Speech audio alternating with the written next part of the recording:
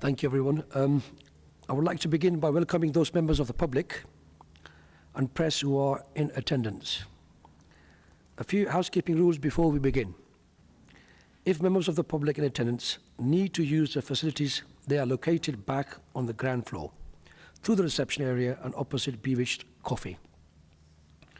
Please note that if the fire alarm sounds, you are to make your way out the nearest fire exit and continue to the assembly point in Charles Street Square, in front of the multi-store car park. If the alarm is an intermittent sound, this indicates a lockdown. Attendees should stay in their seats and await further instruction. Can I also remind everyone present to switch their phones off or place them on silent? Before we start the meeting, please can I remind everyone that this is a meeting held in public and is being broadcast live on the Council's YouTube channel, and that the recording will be made available on the website in due course. Please therefore speak clearly into your microphone. I would also like to remind all present that although this is a meeting open to the public, this is not a public meeting and shouting out and other interruptions will not be tolerated. Anyone who persists in doing so will be asked to leave the meeting in line with the Council's standing orders. In the event of a general disturbance, the meeting will be adjourned until order is restored. Item number 1, apologies for absence. Can I ask the Democratic Service Officer if there are any apologies for absence or lateness? Thank you, Chair. There are no apologies for absence. Thank you. Item number 2, declarations of interest. Does any member wish to declare any disclosable or pecuniary interest or non-statutory disclosable interest? Councillor Skripstead, I have your hand raised. Yeah, thank you, Chair. I'd just like to say that in relation to point 5.2, I am an associate of the applicant, but I am in this meeting with an open mind about that case. Thank you. Thank you. Item 3, declaration to make representation. Sorry. Councillor Fitzgerald. You see, you were so engrossed in your papers there, I gave way to... Good you've noticed that. So, Chair, I've not, since my last planning meeting, I have a new position to declare which has been registered with Member Services, but for the benefit of the committee and public, given that we've also just had planning training on declarations of interest, what I would say to you is common and public knowledge that I have been appointed as a Strategic Planning Commissioner for Mayor Paul Bristow at the Combined Authority. This has no decision-making powers. It's an advisory role, and I don't speak or act on behalf of the Combined Authority. It also has no relevance to planning applications for this council. It has been registered with Member Services, but I would state here today, just so everybody is aware of that new position, and my conduct would be the same as it is today, in that any planning applications that come before the committee, if I feel I have a declaration of interest to declare, I would do so. Thank you very much. But that's just a formal position for the committee. Thank you. Okay, again, item number 3. Declaration to make representation as ward councillor. Does any member wish to make representations as a ward councillor or any other of the items listed? No, thank you. Item number 4, minutes of the meeting held on 21st of October 2025. The committee are asked to approve the minutes for the meeting from 21st of October 2025. This can be found on page 3. Can I have a proposer? Councillor Bisbee. Can I have a seconder? Councillor Mahmood. All in favour? Thank you. Item 5.1. The report can be found on page 13. Please can I ask, is it Ksenia Kazlaska to introduce the item? I apologise if I didn't pronounce your name properly. Thank you. Thank you, Chair, for you. The site is 14 Ledbury Road, Netherton. Permission is sought for 2-storey side and rear extensions, along with a single-storey rear extension, all constructed using materials that match the original dwelling. This is the location of the proposal. The surrounding area is characterized by similar semi-detached 2-storey houses. This is the existing block plan, and this is the proposed block plan.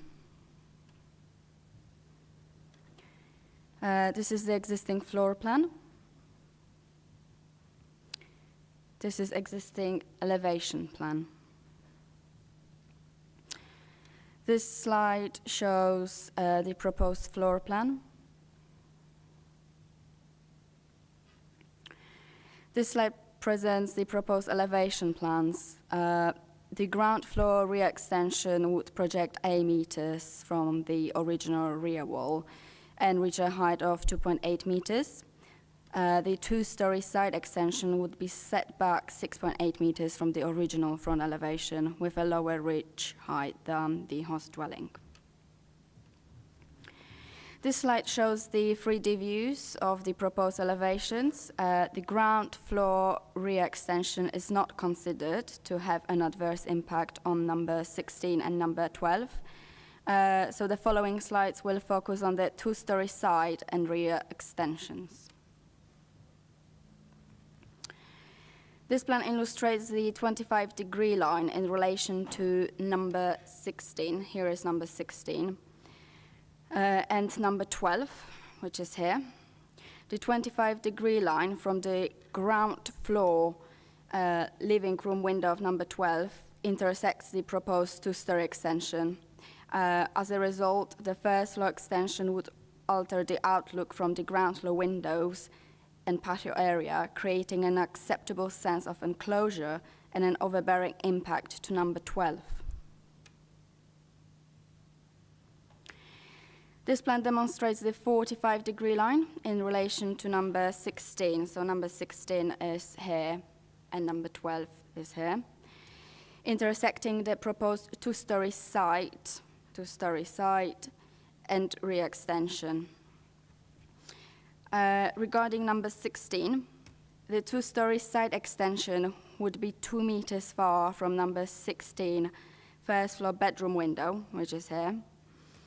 Therefore, it would result in an unacceptable overbearing impact, creating a sense of oppressiveness and enclosure. The outlook from the side facing first floor bedroom window would be significantly affected, as it would directly face the proposed side extension. Officers also note moderate overshadowing, particularly during autumn and winter months, when the amenity space of number 16 could be completely overshadowed due to the orientation and siting of the proposal. Regarding number 12, the 45-degree line from both ground and first floor windows intersects the proposed two-story rear extension, which would sit on the shared boundary, which shared boundary is here, at approximately 1.6 meters, so the distance between these windows and here would be 1.6 meters. This would create a dominant expanse of brickwork and roof form, significantly alter the outlook and result in a sense of enclosure and oppressiveness for number 12. Therefore, the proposed two-story side and rear extension failed to comply with 25-degree and 45-degree tests, demonstrating harm caused by the depth, proximity, and overall scale of the extensions to neighboring properties. Here we can see the front elevation of the property, the rear garden, and the relationship between the applicant site and neighboring properties, number 12. So number 12 is here. So next slide shows some photos highlighting the bedroom window of number 16 and its proximity and visual relationship to number 14. So here is the mentioned window of bedroom window of number 16. The main planning considerations were design, highway safety, and neighbor amenity. The proposal is in accordance with LP 16 and LP 13 of Peterborough Local Plan and NPPF. However, the application is recommended for refusal. The proposal, by virtue of its scale and siting, would unacceptably impact on the amenity of the occupants of number 16 and number 12 Ledbury Road. Specifically, the two-story side and rear extension would cause significant overshadowing and overbearing effects, reducing the sense of openness and natural light to the key living areas and outdoor spaces. As such, the proposal is unacceptable and contrary to Policy LP 17 of Peterborough Local Plan and the National Planning Policy Framework. Thank you. Thank you. We have no registered person to speak on this item. Therefore, we could go directly for questions to officers. Does anyone have any questions for officers? Councillor Mahmood. Yeah, just going back on your pictures, that window of the neighbouring property, you said that that's a bedroom window, so it's not meant to be obscured in any way because it, actually looks into that garden. So, but yeah, no, I just wanted to clarify that. Thank you. On the previous plans, number 16 applied for the extension. I could see on the plans that this window is for the new bedroom 3, and it is obscure glazed. However, obscure glazed is only, I don't know if you can see, but like this bit here, it's not fully obscure glazed. Thank you. Any more questions? Councillor Fitzgerald. I noted that the consultations were 6, but no objections at all. Did you actually speak to neighbours? Because they've not objected and not complained, so I've no idea what neighbours feel or think about this application, considering that they're the ones affected. So I went to number 12, but unfortunately I couldn't see anyone. I went to number 16 and I spoke with an elderly lady, and she said she was aware of plans but didn't have a look at them, so I explained. And yeah, she understood and said if she will have any comments, she will get back to me. But yeah, we haven't received any objections from neighbours. Thank you. Any more? Yeah, Councillor Rush. Thank you, Chair. I know number 16, the window, it shouldn't be there. It should be further along, I understand, but that's got no relevant interest with this application, is it? It wasn't installed according to approved plans. However, I need to consider it as it is. We can't change, we can't impact on the previous ones. Councillor Spread. Thank you, Chair. Can I just ask on what basis the councillor brought the call in for this application? Thank you. It was called in based on councillor thought that this application is in accordance with LP 17 and doesn't impact neighbours' amenity. Councillor Troy. Thank you, and a bit of detail, if I may, so forgive me if it's too detailed. The gap between the two houses, 14 and 16, measures 2 metres. I'm guessing that's a metre each. Is that enough space for a council dustbin to go up and down on both sides? Sorry, would you mind to clarify? Yeah, no problem at all. Council dustbins are a standard size. Most people keep them at the back of their houses. Most people have them collected at the front of their houses. Will there be enough room for both residents, 14 and 16, to get their bins along the alleyway? So there is a boundary fence somewhere here. So yeah, they would have enough space, yeah. Thank you. Any more questions? Right, I have a few questions. Now, in your report, you're saying the separation distance between number 16 and the proposal is 2 metres. According to your view, what is acceptable? It all depends from the context, but as we went on site, we could see that 2 meters, it's quite close. and it would be unacceptable in this context, considering also where the property sits on the plot and the rotation of the sun, it would cause the significant overshadowing and overbearing. Okay, so on balance, you think it's not acceptable. There's no sort of criteria. There should be 1 metre, 2 metres, 3 metres. On balance, you've come to a sort of a judgment that it's not acceptable. Yes, that's Okay, correct. it's on balance. All right, okay. Thank Can you go to slide 12, please? Which one was it?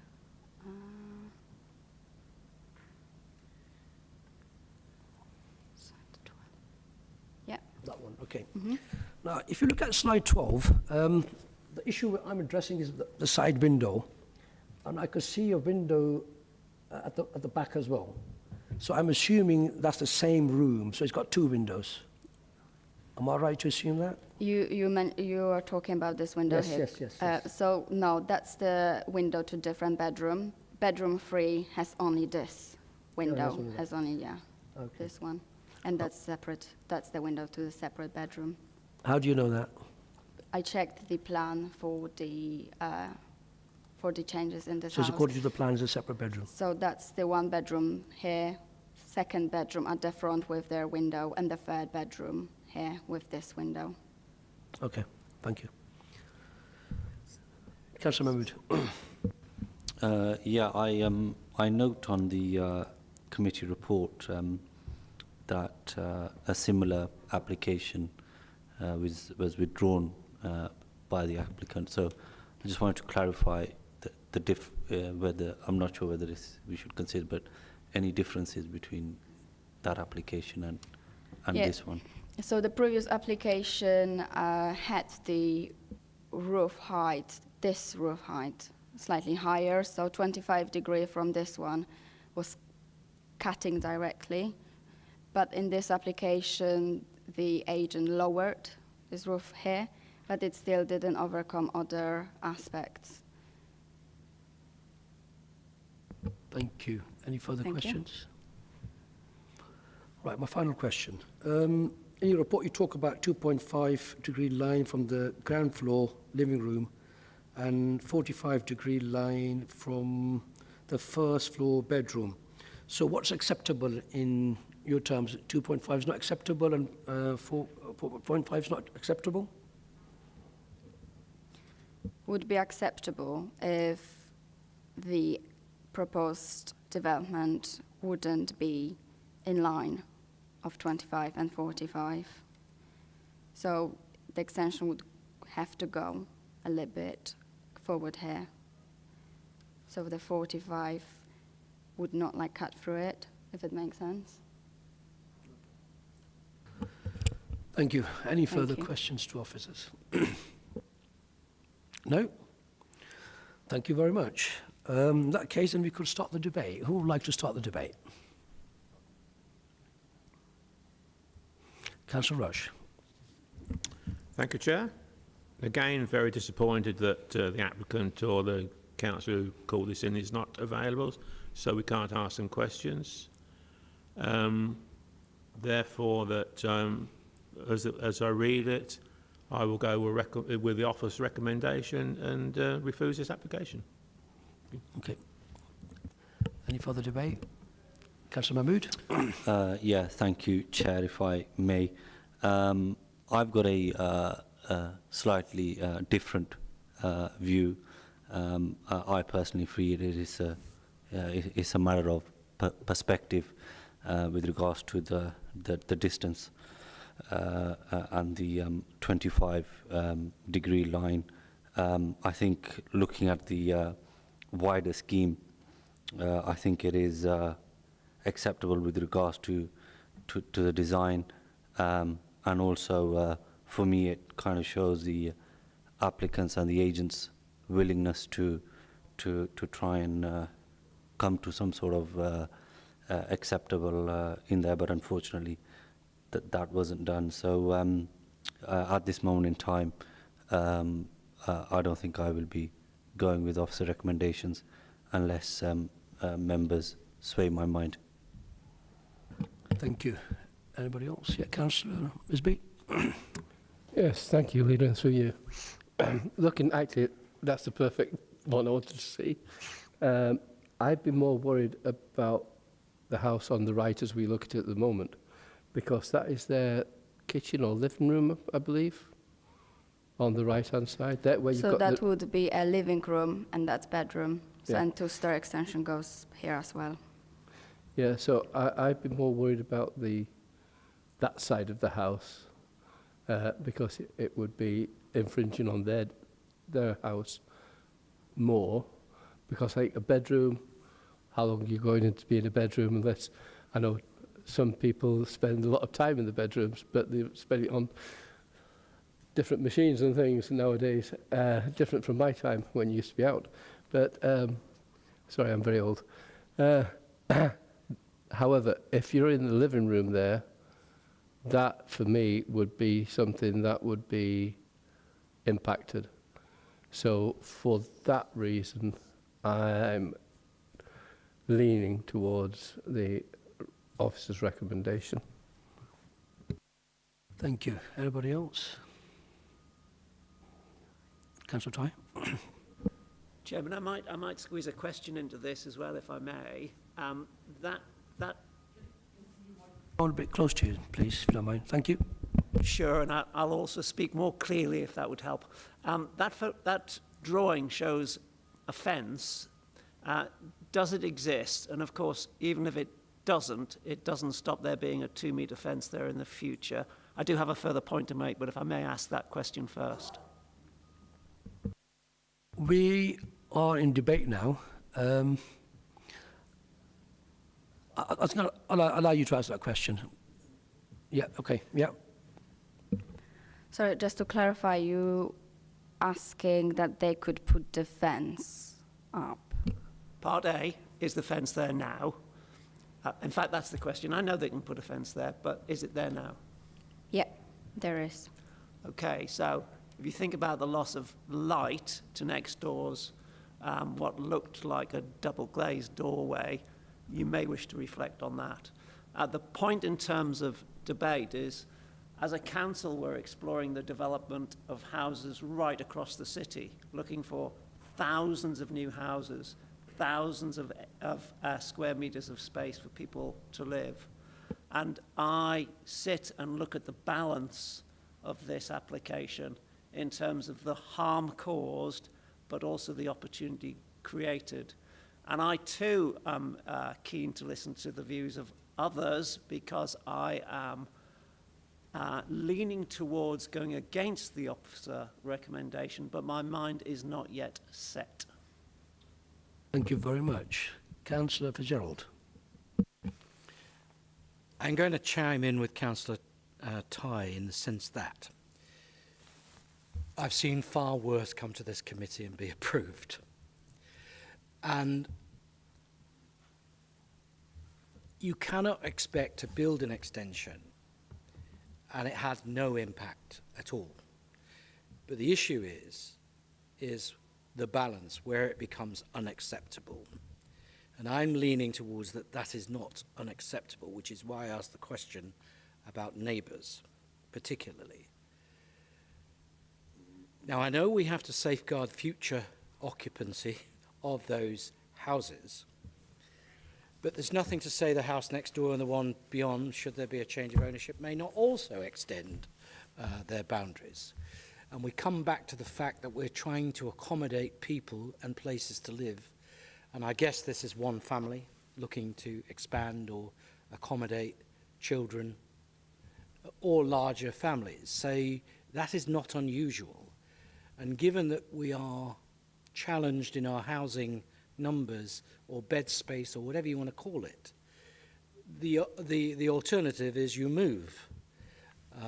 And that's often quite difficult if you've got young children in school already established, of which there will be schools nearby to that. So I'm looking at that, and that fence, whether it's there, and obviously it is, you know, there is natural shading into that living space. And in terms of the window on the other side, you know, I can't see that would make that much difference. And just remind me, on the extension, is there's no overlooking in, there's no window that side, is there? Looking into that existing window. No, it will be just a brick. So there's no loss plain of wall. privacy. I get you're over the massing, I understand that. But again, I don't think it's a particularly badly lit area. It's not covered with trees. And I'm going, I don't see on balance that what harm that might bring is enough to go, don't do it. If there were neighbour concerns, and I know that's only relevant to the people living there today, I do get that. But we can't dictate what will happen in the future. As I said, the properties either side could be reoccupied and extended, who knows? You know, you go up into the loft. But it doesn't seem to me it's out of keeping, knowing that area. And there's been lots of urban expansion into traditional 3-bed semi-detached homes. So I would be going, overall, I think I would back the proposal of the applicant and not go with the officer for all those reasons I explained. Because I don't think in my mind the balance has been tipped in favour to object to it. Thank you. Councillor Warren? Thank you, Chair. I'm going to kind of side with Councillor Fitzgerald and Councillor Mahmood. Can you put your microphone on, please? Are you on, Scott? Sorry. Thank you. Oh, hang on. Try again. Try again, absolutely. And so the thing is, the key issue to this plan application is the res amenity, the overbearing, over nature of what this application is right now. And I think this is going to come down to our kind of flavour in that situation about what do we think this on balance is going to be overbearing or not overbearing. And I think it is saying that with that kind of fence and that situation, that's already created a natural shade to the living room, to that situation. I've sat on this planning committee for quite a few years now, and I've seen a lot worse planning applications with a lot more impact being granted with this situation. And I think also with no residents, other neighbours are not agreeing to this application, I can't see any reasons why we can't approve this application, especially as number 16 has already extended their property to a certain length. So you're not going to see an outer character because it's already started with the extensions that they're going for. With all of what has been said and all of that, I am going to go against the officers on this case and approve the application. Thank you. Anybody else? No? Do you want to come in? Yeah, go on, Phil. Yeah, thank you, Chairman. Through you, just a quick word of caution on the issue of whether or not anyone has objected. You shouldn't give weight to the fact that no one has objected and therefore it's okay. You've got to make a decision on is this okay in planning terms, and it's fine to make a judgment on whether or not you think it is overbearing and unacceptable or not, but my advice would be to stay away from bringing into the mix the fact that no one has objected. Thank you for that, Councillor Fitzgerald. I hear you, Phil, and I agree with you. However, there are two caveats to that. To inform our thinking or decision making, we have to take everything into account. Otherwise, why are we asking the question of consultees or neighbours if it has no material planning weight or consideration? That's, I'm sure the legal officer might want to reply, but sorry, I'm just making that point. But in terms of members who are not planning professionals, we have to take account of all circumstances, which includes, because we're saying it's direct residential amenity and impact on neighbouring properties. Okay? Well, neighbouring properties are occupied by residents. So residents must have a view. Now, whether what weight you attach to that can be little or nothing. But if you don't have that view in a rounded picture, then I think we're missing something. Or please stop asking them. Because if we're supposed to take no notice of it, why are we asking people? Emma, would you like to come in? Yes, thank you, Chair. Case law shows that the weight of public opinion is not a material consideration. And obviously, as a committee, we would not want, just because someone is a voracious objector, for them to get their own way. You know, we've heard from the planning officer that one part of the property was empty. We don't know whether they were rented or they simply are not going to be responding. The other side, we've obviously got an elderly lady who may or may not want to engage in the planning process. However, as Phil says, what we need to look at is this acceptable in planning terms? Not whether or not we've got a voracious objector, because that should not sway members either way. Thank you. Councillor Said. Thank you, Chair. I'm minded to agree with Councillor Ty in his observation about the more holistic view of we need more housing and we need people need somewhere to live. And you think about how the new builds, how close they are to one another.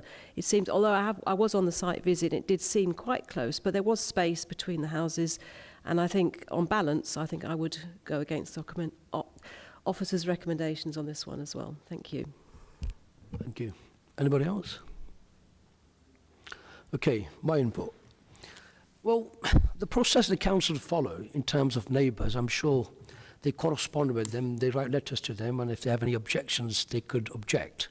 So whether the officer went or knocked on the door and somebody was at home or not, I don't think that's relevant in any way, because obviously it must have been communicated to them, and they had opportunity to go onto the portal and report, and they've not, and that's where we are.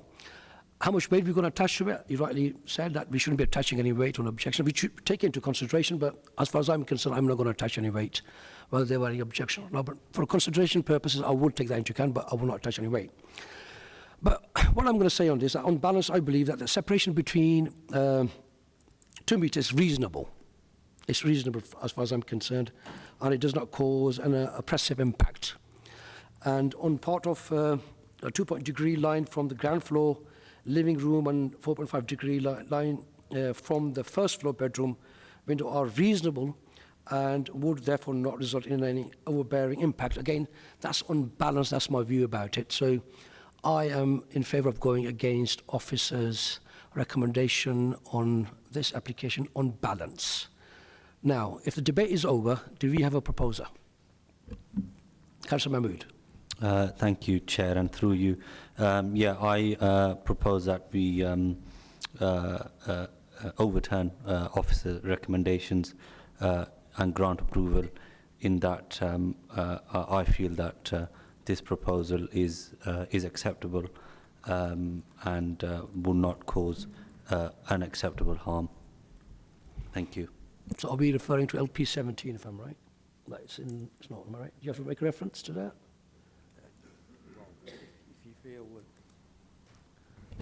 Yeah, LP 17 more it's the relevant policy is LP 17. So it doesn't come to me. it's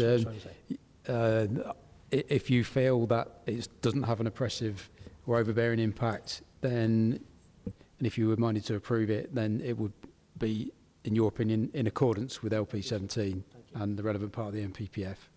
Thank you very much. Can I have a seconder? Councillor Warren. You happy to second? Happy to second. Okay. Emma, would you like to come in? Thank you. Yeah, obviously we've got a proposal to overturn, but would that be subject to the usual conditions that we would have? Yes, yeah, the rest of it's fine, yeah. But thank you for that. Okay, all those in favour. What do we write? Is it the green? Yes, green for in favour to go against the officer recommendation. Subject Yeah, subject to conditions, yeah. So it's 1, 2, 3, 4, 5, 6, 7 for. All those against? 1, 2, 3, 4 against. And any abstentions? Won't be any. No abstentions? Can we have the result? Thank you, Chair. That vote shows that the members would like to go against officer recommendation and grant the application subject to the imposition of conditions. Thank you very much. Okay, now it's item 5.2. The report can be found on page 19. can I please ask Robin Wavers to introduce the item? You could take your time. Thank you.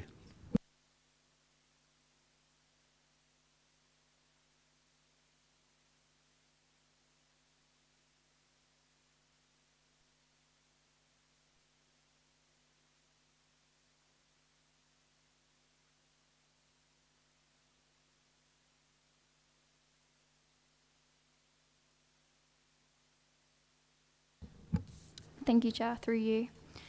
The application site is located on Orton Avenue, within a predominantly residential area of Woodston. The site comprises a semi-detached two-storey dwelling with a driveway and garden.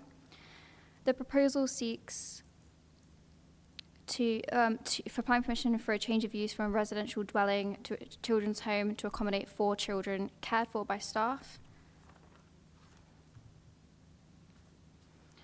Since publication of the report, 2 updates are provided for members' attention. Firstly, further information has clarified the existing lawful use of the property as a C3 dwelling house. This was previously C4. The description of development has therefore been amended accordingly, and to clarify, this update does not alter the overall assessment or recommendation. The Local Highway Authority and Pollution Control have confirmed this also.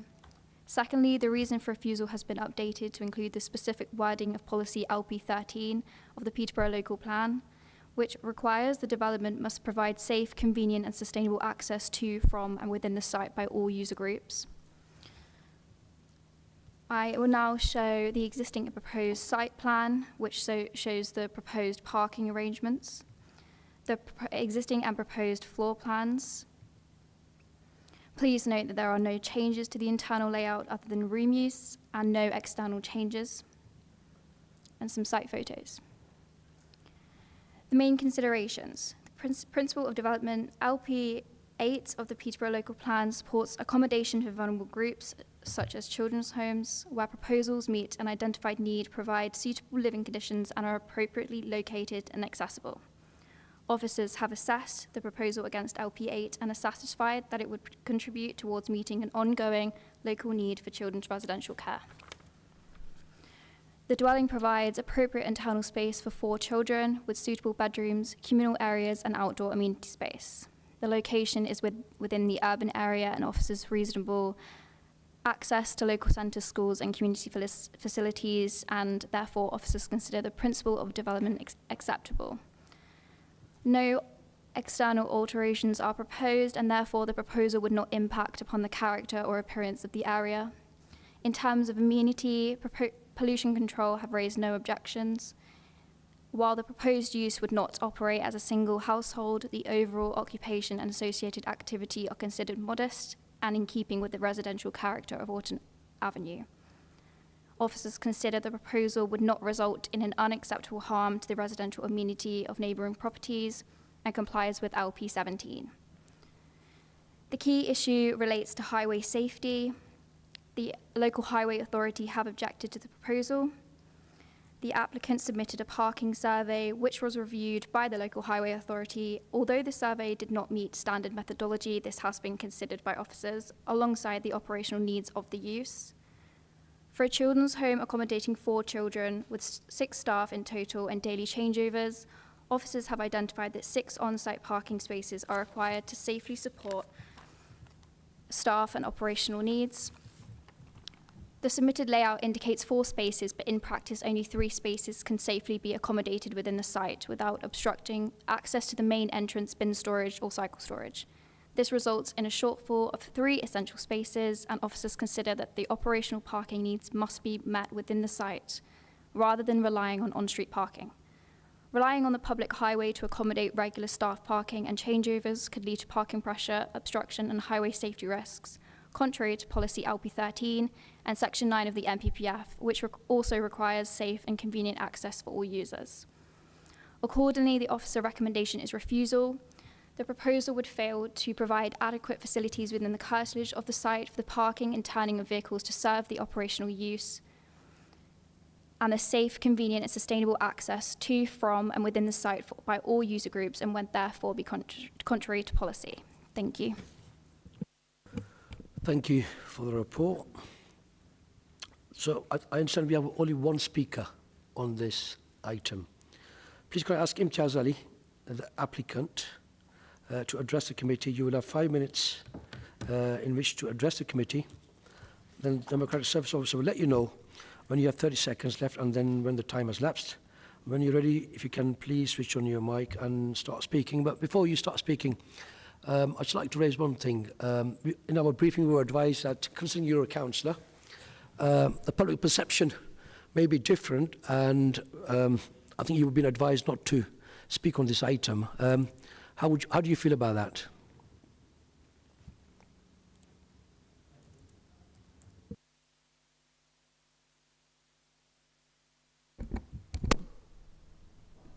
Thank you for the question, Chair. I was advised yesterday morning to consider not speaking, and I contacted my architect and asked if he would speak instead of me. This is literally his statement, but my architect is unavailable. We were given 24 hours notice. Had I been made aware sooner, I would have made arrangements, but I didn't have the time to make those arrangements. On a secondary note, just in response to that question, I think me being a councillor shouldn't remove any rights from me as a resident to represent myself at a committee like this. I'm speaking strictly as an owner, an applicant and a resident of the ward rather than in my capacity as councillor today. But Councillor Imtiaz, you are a councillor. We're talking about the public perception. Again, it's up to you then. Yeah, okay, please proceed. Thank you. Thank you, Chair and members of the committee. I'm Imtiaz Ali. I'm addressing you today as one of the applicants for this item. We've gone through due process on this submission, undertaken a pre-app consultation and responded to the outcomes of that pre-app within this submission. It's common ground as set out in the officer's report in section A that the proposal is consistent with L8 and addresses an identified need to accommodate vulnerable children, and the site is sustainable and accessible location in the city.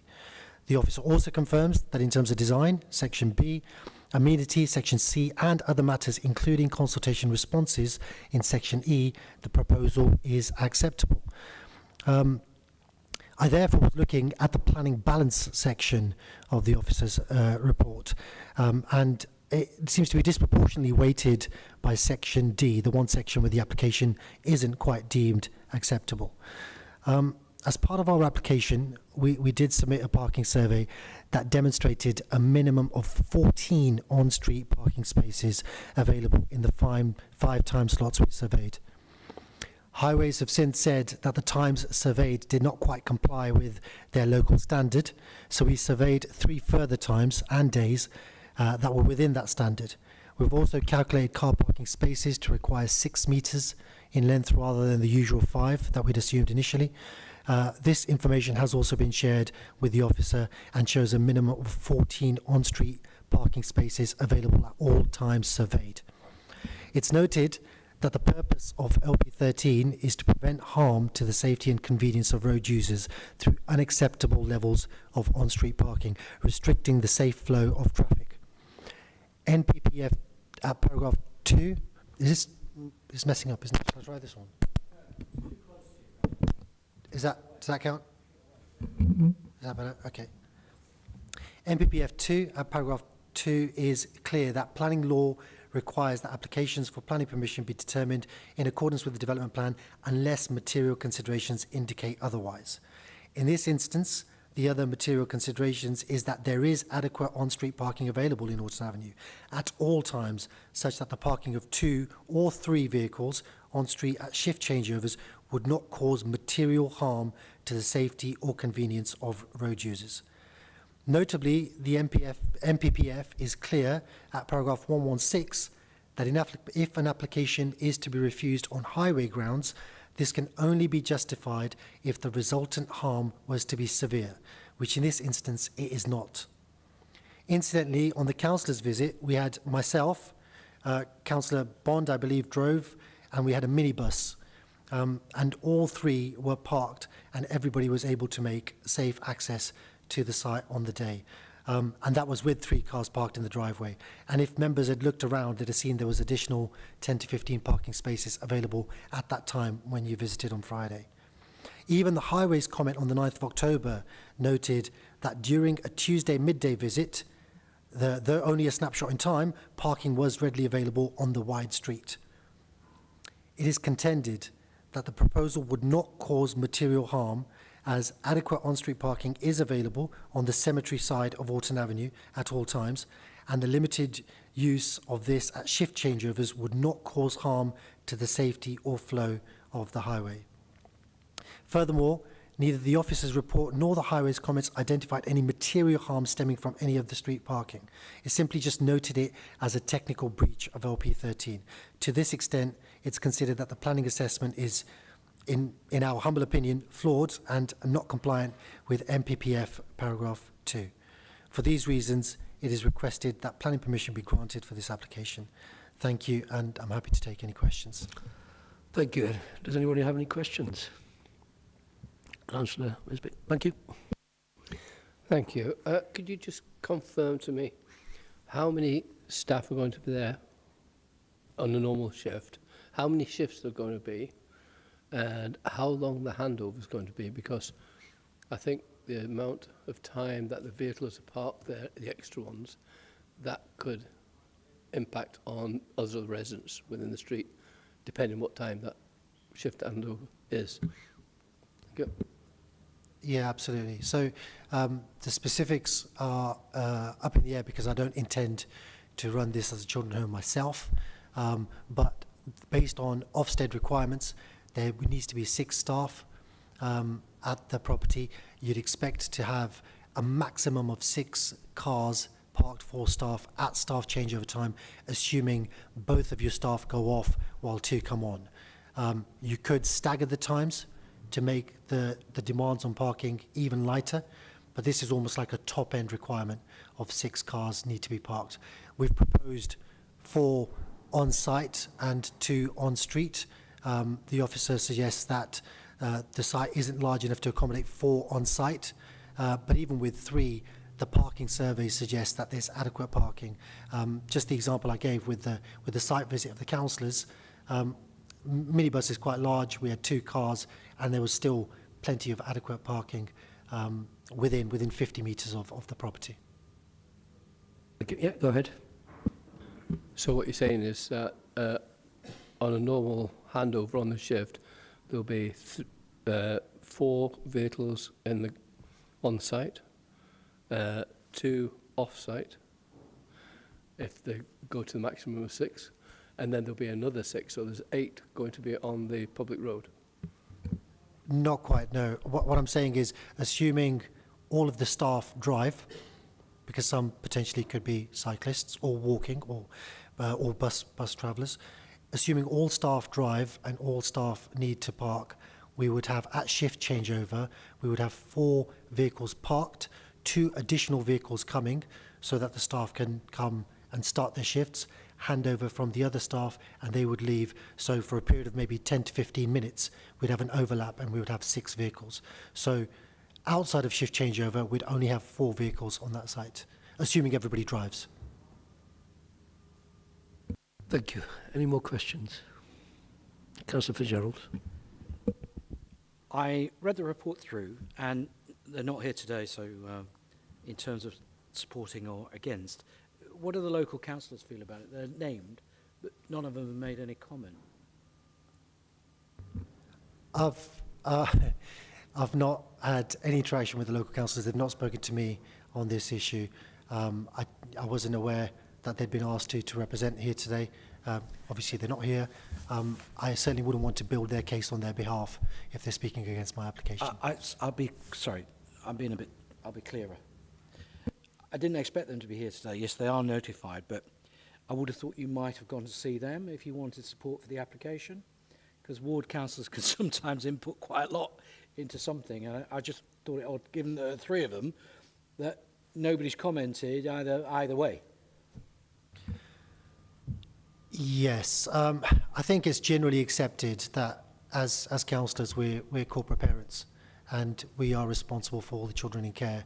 I think there's a big push for all councillors to try and find adequate housing for vulnerable children, and that's a priority as far as councillors are concerned. So I would automatically assume that councillors would be supportive, unless the children's home just so happens to be in their ward where they have pressures from local residents. Everybody thinks children's homes are a great idea unless it's on the street that I live on. and that's an unfortunate situation. So I've not reached out to them, no. You would acknowledge, though, surely, that obviously what you said about corporate parenting and children is not the issue that's at contention. The issue is at contention are planning relevant matters, not children's care. Yeah, completely. I accept that. Thank you. Any more questions? Councillor Rush? Thank you, Chair. You said a parking survey was carried out. What time of the day was it carried out? So the initial, I'm going to have to do this from memory. I'm sure the officer will probably be able to furnish you with the exact details. But the initial guidance we saw was a national policy, and it said avoid weeks either side of holidays. So if it's a school week, if it's a school half term, don't do it the immediate week after, do it the week after that. Do it between Tuesday and Thursday, and do it between 8 o'clock and 9 o'clock to coincide with maximum traffic if there is a school nearby. So 3 times were taken during the week that were 2 were early in the morning around school times, 1 was late in the evening when you'd expect everybody to be at home, and then there was 2 times over the weekend. We since compared that to the local parking survey guidance, and we noted that there was 3 times that we needed in addition that were outside of the times that were specified in our original report. So the 3 additional times were Thursday 8:20 a.m. on a school day, not coinciding with school holidays, Saturday between 12 p.m. and 6 p.m, and Sunday between 12 p.m. and 6 p.m. So all 3 were done, and across all 8, whether you count them as they count or they don't count, across all 8 surveys, we had a minimum of 14 parking spaces available within 100 metres of the property. Thank you. You have a follow-up? Yeah, go ahead, please. Follow-up, yeah. We're talking about parking for members of staff. There'll be no provision for parking for visitors, so where would they park? Yeah, you'll see in the officer's report that the visitors' space is not predictable when visitors will arrive, when they'll need to be there. You can't necessarily judge whether you'll have 2 visitors at the same time. If you've got 4 individual children, they might have different needs. They may not have visitors. In that event, you'd expect them to use the parking, and it wouldn't count as additional burden on the street if it didn't coincide with shift changeover. So if a visitor came at shift changeover, then you could potentially argue that it would go from a requirement of 6 to a requirement of 7, but outside of shift changeover, it would go from a requirement of 4 to a requirement of 5. Thank you. Any more further questions? Okay, I have a question. Now, you've provided a parking survey, and officers say that it's not fit for purpose. Do you agree with that? Yes, I agree that it doesn't quite comply with their very specific requirements around when it should have been conducted, which is why we've done 3 further surveys to now comply with what they would expect to see within a parking survey. So what I would expect is that you've probably given them a document or survey report. They're not happy. They must have responded back to you saying that we're not happy with that and you have to do some further work. So are you trying to say to me that when it was brought to your notice that the parking survey is not fit for purpose, then you did some further work on it? Am I correct to understand that? Yeah, absolutely. We did further work on the parking survey, and I think we decided to come to committee today because, and especially, I mean, I've just seen the discussion around the previous item. There's a lot of discussion around balance, and I think I made that point in the remarks I made, in that this is a perfectly acceptable application for a number of reasons, but not on this one reason, which is parking. And I think we contend that although parking doesn't necessarily specifically fit the requirements that the council may have on this particular application, it doesn't cause undue harm and it doesn't cause too much of a burden on the local street scene, which is why we feel on balance it should probably be granted. Thank you. Any more questions? No, thank you very much. You could take a seat back in the gallery. Now, members, questions to officers. Councillor Mahmood. Thank you, Chair, and through you, I've got a question for highways, if they, indulge me. The resident has articulated about the level of harm that is being. So I just wanted for officers to clarify what is the level of harm. Is it severely unacceptable? And could you also clarify that despite the further work undertaken, that it is still unacceptable in terms of policy? Through you, Chair. I think all the talk of the If you- parking... Thank you. I think all the talk of the parking survey is a bit of a red herring, because parking surveys should only be done to demonstrate parking capacity within existing car parks. And that's why we never asked for the parking survey in the first place. The local plan requires all businesses to deal with their own parking rather than spread out round the highway, which is for everybody equally. Sorry, Chair, can you tell him to speak up? We can't hear him, please. Can you hear? So the parking survey should only be done to show parking capacity exists within existing car parks, not on the highway, which is for everybody equally. So the business proposed doesn't take its own parking, because everyone agrees it needs 6 spaces and there's only, we think, 3 on site. So the harm to the area is because it doesn't comply with the local plan, rather than parking on an actual street. And that's the objection, that the parking isn't within the application red line. Thank you. Any more questions?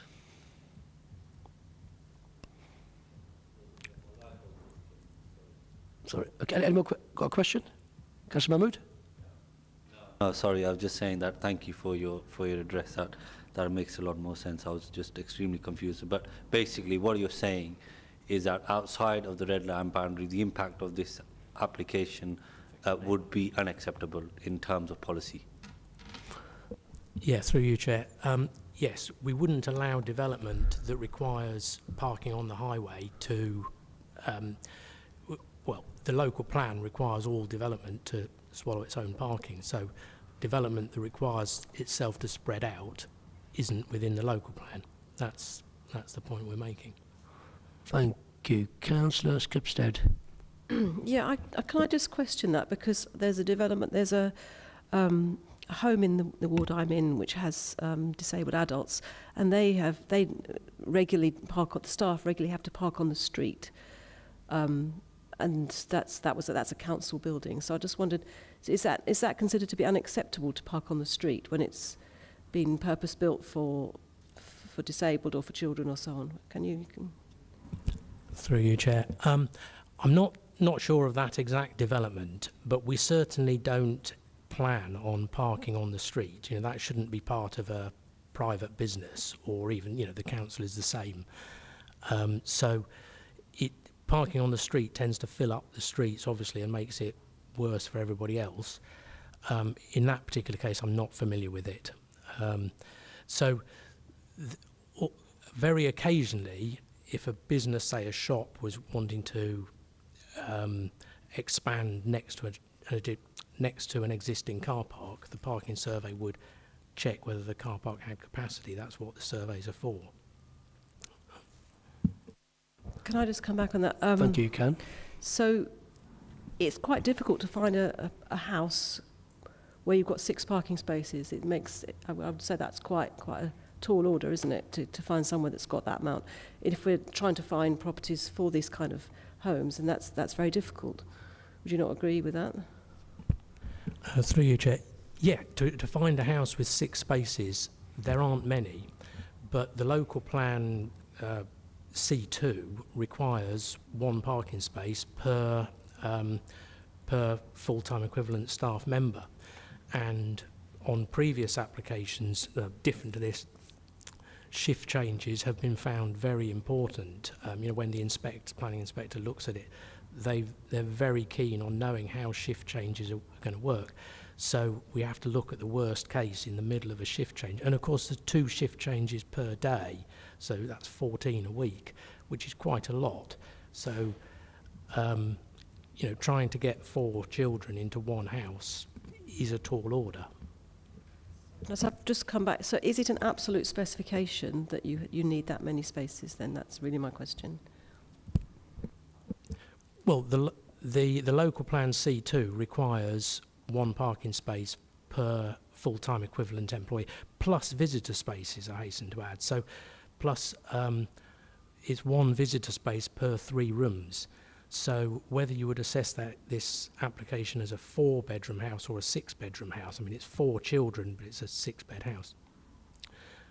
Now, that would equate to 1.3 visitors if you're doing it on 4 bedrooms. Now, we do accept that there's a lot of parking on Orton Avenue. You know, it's not a busy road. You could accept a visitor parking there because they're ad hoc and they're not... you know, they come and go as anybody would. If I was visiting a house, I would come and go. But not for staff members who are there permanently on a regular basis. Any more questions? Richard, are you sure you got the balance right? Right, my question. I'd like to see cooperation. Yes? And I asked the applicant a question that you may have raised some questions, has he cooperated? And they said, yes, we have. Was that the case? Well, of course, this was first done as a pre-app. So we made our pre-app comments, and the parking requirement in the pre-app was 6 spaces required and only 3 was assessed. So the end assessment is exactly the same as we are now. And so the applicant didn't change what they were asking. So, you know, I feel that, you know, we've not changed what we originally asked for. If anything, the applicant hasn't changed the application either. Yeah. Correct me if I'm wrong. I'm making an application and I would consider the burden is on me to prove that I meet the criteria, isn't it? So for them to volunteer a parking survey, it just demonstrates that they've got good intention and they want the criteria to be met. It shouldn't be taken against them, should it? Chair, we've obviously looked at their parking survey, and although technically it doesn't match, if we were to ask for a parking survey, we'd want slightly different times to match with school drop-off. Some of the residents who complained actually highlighted, you know, they sarcastically, I think they were talking about, oh, it's done at convenient times. But in this case, because there, you know, we all know that there was a choice of parking spaces when you turn up there. It's not tight. It's the principle of whether development can take place outside of the development boundary rather than available parking.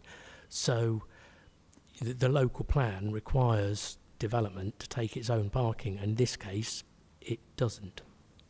2 more questions. Now, correct me if I'm wrong.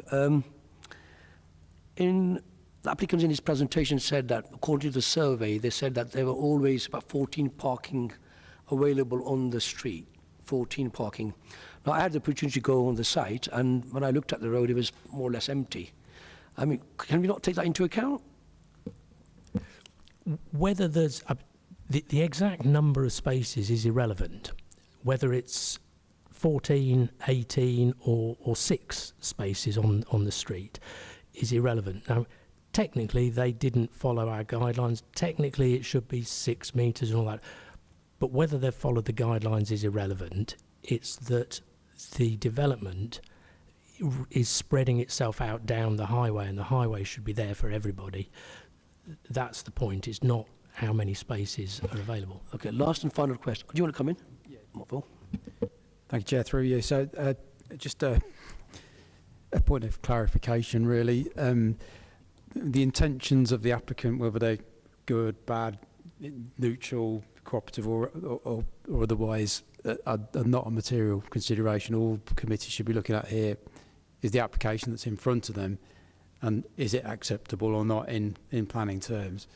And I think what our highways colleagues are saying is, regardless of whether they've done a parking survey or not, it's considered to be unacceptable for the reasons set out in the report. Thank you for that. Last and final question. Now, considering it's in accordance with the policy LP8, i.e. needs of the community. When looking at this, doesn't this concern outweigh any other factors? Because of community use?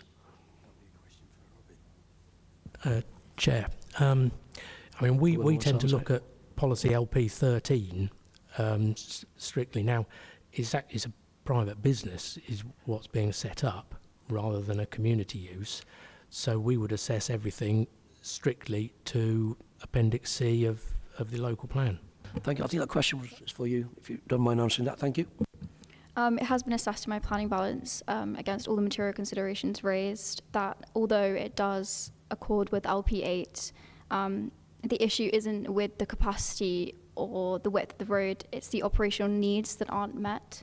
It can't, the parking provision, it doesn't allow for the operational needs, which is 6 staff members that the applicant has put in their application form.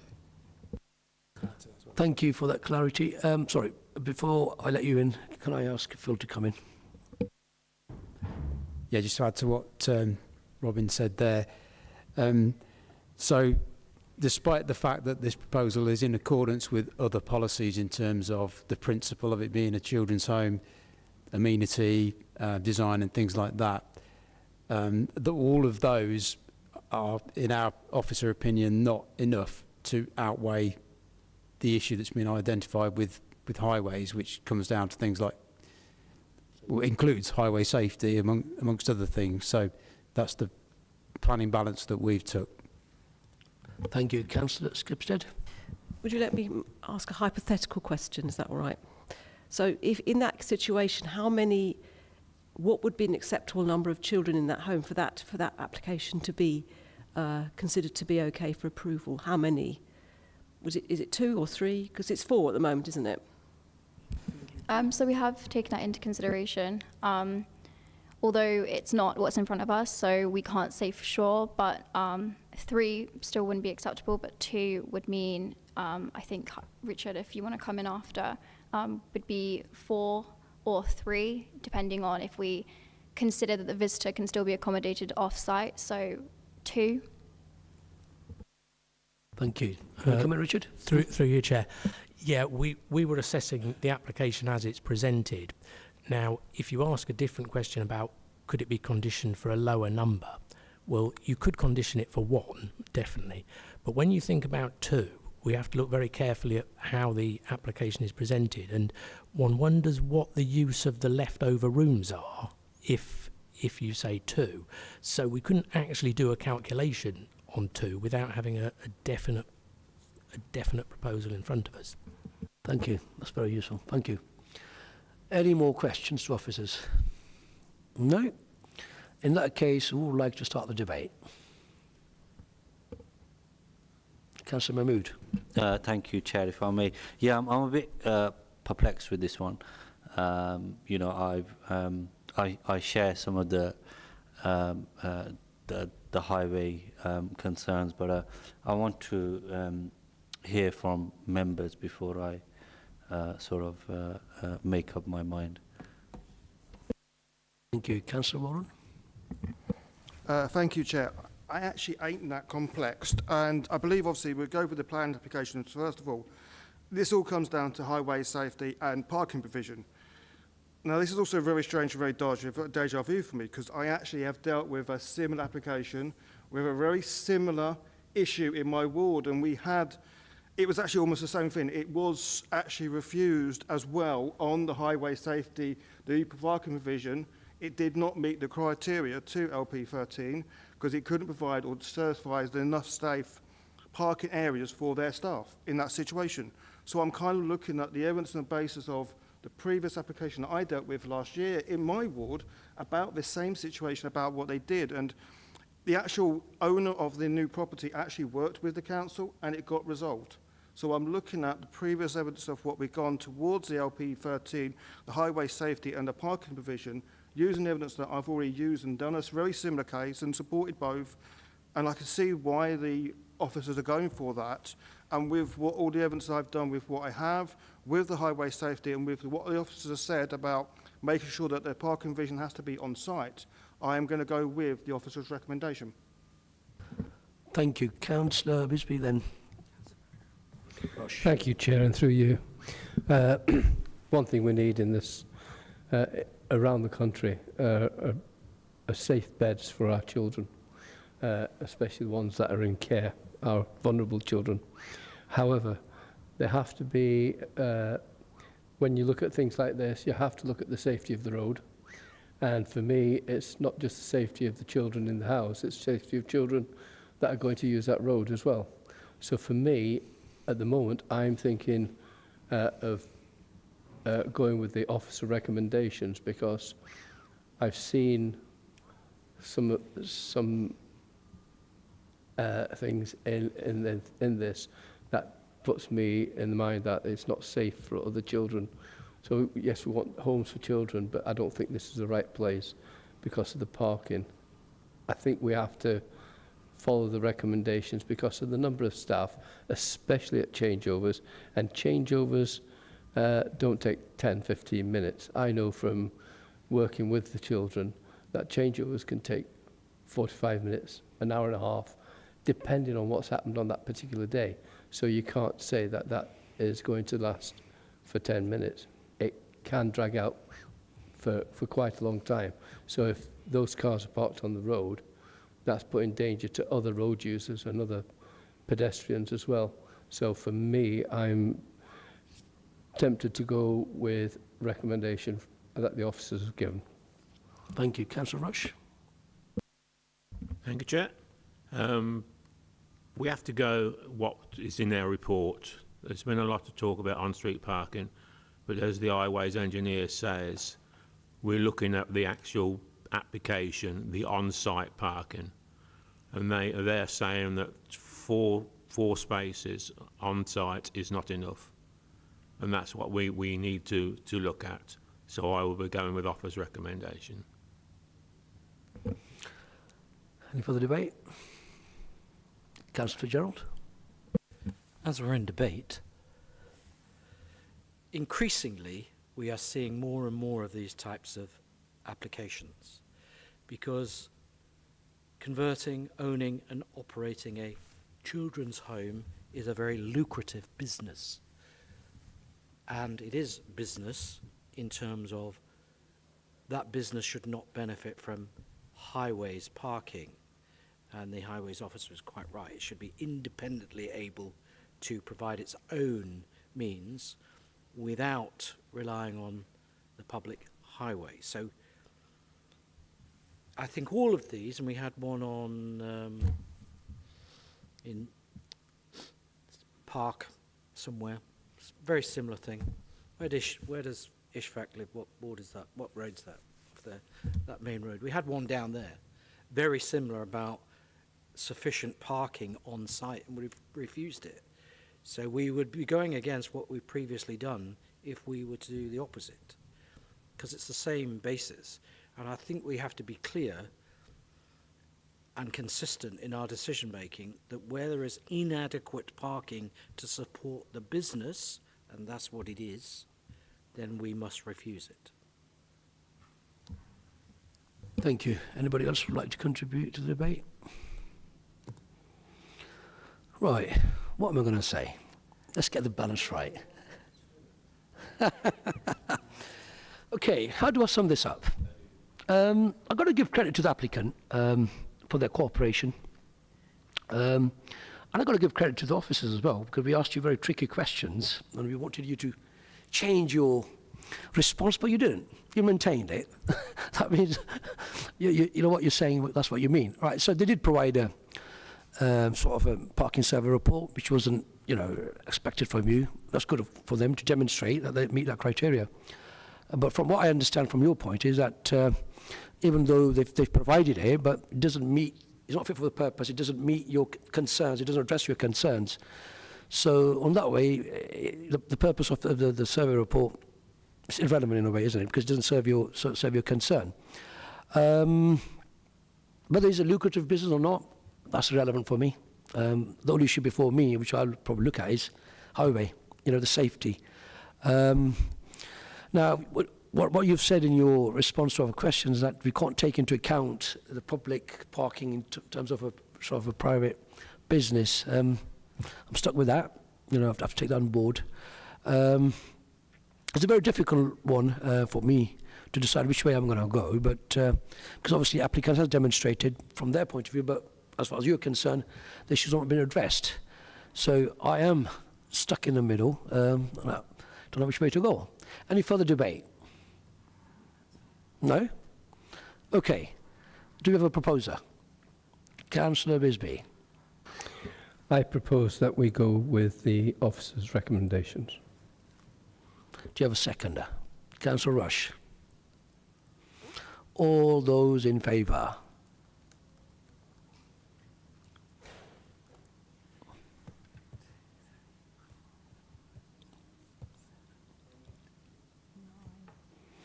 Against?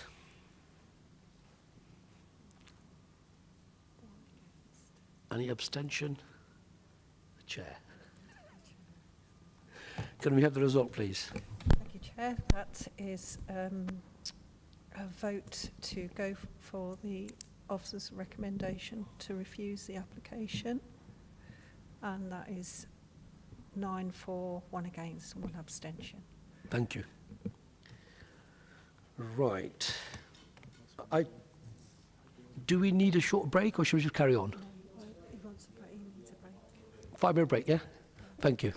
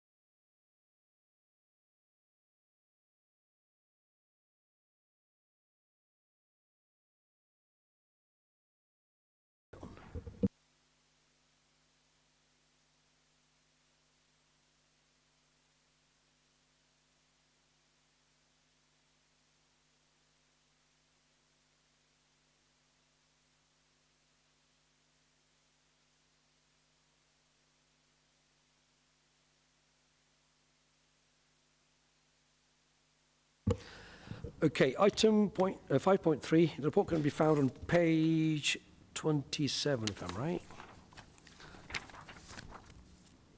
Please can I ask Stephen to introduce the item? Sorry?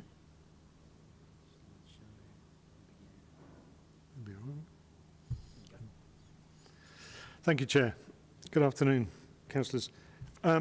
We're here to consider the confirmation of a tree preservation order made and served on the 2nd of June 2025. You can see the tree preservation order titled there. All tree preservation orders are made provisionally for 6 months. If an objection is received, then under standing orders we have to bring that objection and the consideration to you to consider before confirming or not the tree preservation order. And the main things to be considered here is the subject tree, which in this case is shown on the plan with the tree preservation order, sits outside the property of 14 Curlew Grove. It's a magnolia. You can see it there as it sits in the front garden. Does that tree offer public visual amenity value? That's one of the questions. And is the making of the TPO reasonable and justified having regard to the objections raised? I'm sure you've all seen the report, but I will go through those objections. In brief, the objections relate to nuisance and the overshadowing and the significant overshadowing of section of the front garden, which is said to severely reduce the size of that front garden. The tree is hazardous as people are unable to stand underneath the tree, and people, including the objector's son, may injure themselves trying to avoid the tree, and the tree prevents the use of the front garden, and there's concerns with regards to the root growth of that tree. I acknowledge and sympathise with the reasons for the objection with regard to the nuisance and concerns raised. However, I do not agree that the magnolia significantly overshadows the front garden of number 12 or that it severely reduces the garden size, or that the magnolia is hazardous. I do agree, however, that the magnolia overhangs the garden, as you can see, and would benefit from sympathetic pruning to raise the overhanging branches, reduce and reshape the crown, to allow individuals to stand upright beneath the crown and allow safe movement around the front garden. And I note the concerns raised with regards to the root growth. However, I consider the magnolia to be suitable in its location, given its future growth potential is limited as a small to medium-sized tree with a low water demand. With reference to the objections regarding amenity, it's said that the tree does not have any significant impact on the environment, but does have a negative impact on the objector's environment, life and home. Again, with regards to the objection in relation to the amenity, I accept the opinion but disagree and consider the magnolia does offer amenity value to the front of the property and that of number 14 Curlew Grove, as it contributes to the immediate and wider environment in many ways, including providing shade and shelter to address urban cooling and in turn assist in mitigating against the effects of climate change, assist in reducing or mitigating water runoff, and provides some obviously visual enhancement to that part of Curlew Grove. With regard to the visibility, it said that there is no significant enjoyment for the removal, there is no significant enjoyment for the general public or any reasonable benefit by the tree, as it's located in a small cul-de-sac of 7 houses with no throughway and barely visible from the public place or main road. With regards to this objection, again, I accept the opinions given, but I disagree and consider the magnolia offers significant public visual amenity for those that see it. It is a public road and footpath that makes its way down through to the cul-de-sac at Curlew Grove, which makes it fully visible to the public. Also, there were a number of further items that weren't considered to be objections, but the objector had put it into their letter of objection. And one was obviously about the proximity of the tree to the house and the health impact that this situation had on the objectors. As said previously, I consider the magnolia to be a suitable species for the front garden. It may be considered close to the house, but I do not consider it to be unreasonable, and I accept and sympathise and acknowledge the concerns raised with regard to its proximity and the impact dealing with the situation and the impact dealing with the situation is having on the mental health of the objectors, which is unfortunate, and I acknowledge that. Also, there's been a question about the owner and the owner's request to make the tree preservation order, because the owner of the property adjacent, number 14, Curlew Grove, happens to be an arboriculturalist, a tree man, happens to be a tree officer at Cambridge City Council, and in the past was a tree officer here at Peterborough City Council some years ago, and that it's been said that the individual is abusing his position as a tree officer due to the fact that he is quite aware of how to obtain and how to enforce a tree preservation order. Any member of the public has a right to write to the council here, Peterborough City Council, and request the making of a tree preservation order, as long as it is justified in terms of does it provide public visual amenity. And also, there's been this question of the objector is saying that the individual is using their position to ride roughshod over others, meaning themselves as objectors and neighbours to the tree. I consider that the owner at number 14 Curlew Drive, as an arboriculturalist, is well placed to understand how appropriate that tree is. After all, he planted it, and understands and accepts the liability for that tree adjacent to his own property and the neighbours. Also, it's been raised by the objector that these concerns have been raised by the part owners of the two properties, Claren Housing, who didn't make an objection but had raised similar concerns, and that's in the report. What I would like to add is that we have had some updated information both from the objector saying that unfortunately they were unable to attend due to family commitments, but they wanted to reaffirm the points raised in their objections, which are in the report and as I've just discussed. Also, as an additional item, a statement has been given by the owner of number 14 who requested the tree preservation order on the magnolia. And I will just read that for you because it's something that obviously is not in the report. I'm writing to formally request and support the magnolia heaven sent located at the front of my property be confirmed. This tree was planted by myself and my family as it was a gift in recognition of my work for the City of Cambridge with trees, and it has become a cherished part of our home. Beyond its personal significance, it provides strong amenity value, enhancing the urban treescape with its form and seasonal blossom that is admired by neighbours and trespassers alike. The magnolia also contributes ecologically by supporting early pollinators, shading the frontage and enriching the garden habitat. In stand ground, one of Peterborough's lowest treed wards, retaining and protected trees like this is vital, especially within private gardens where establishing long-lived trees is most challenging. I would also like to note that a neighbour has expressed an intention to prune the magnolia back to the boundary line. While we always maintain the tree responsibly and keep it well shaped, heavy pruning would harm its natural form, affect its morphology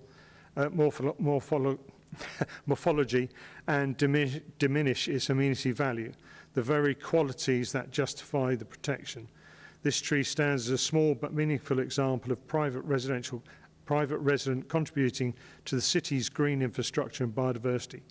I therefore respectfully request that the committee consider the Magnolia for Tree Preservation Order. In finishing and completing that point of the reference from the owner, is that in your bundle you will notice at Appendix 5 that he accepts responsibility and says, I want to assure that I take full responsibility for any potential issues that my tree may cause to the services of building structures if any issues arise. I will make the relevant application document and evidence the necessary and evidence necessarily accordingly. So what he's saying there is he does accept if the trees were to cause damage, that he would take action to ensure that that was addressed.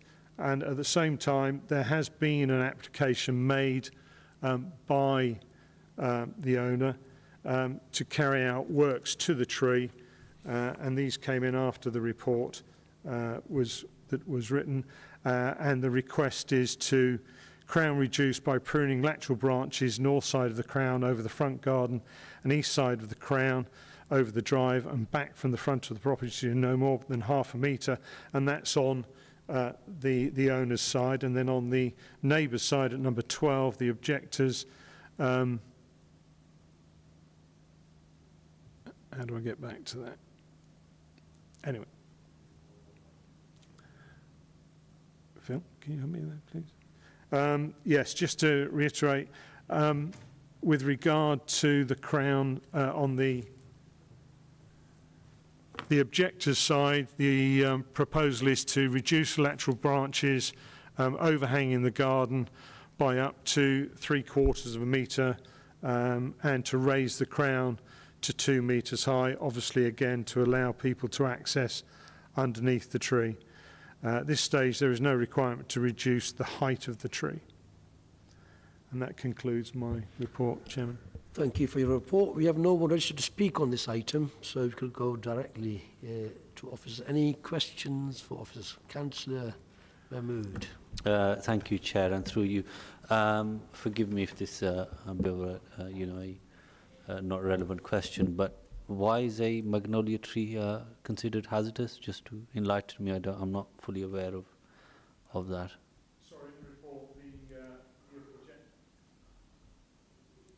Sorry, Chair, through you. In the report, the objector considers that people, including his son, may run into the tree, may injure themselves by running into the tree as it overhangs the boundary. Oh, so what you're saying is not a hazardous species? That's what No.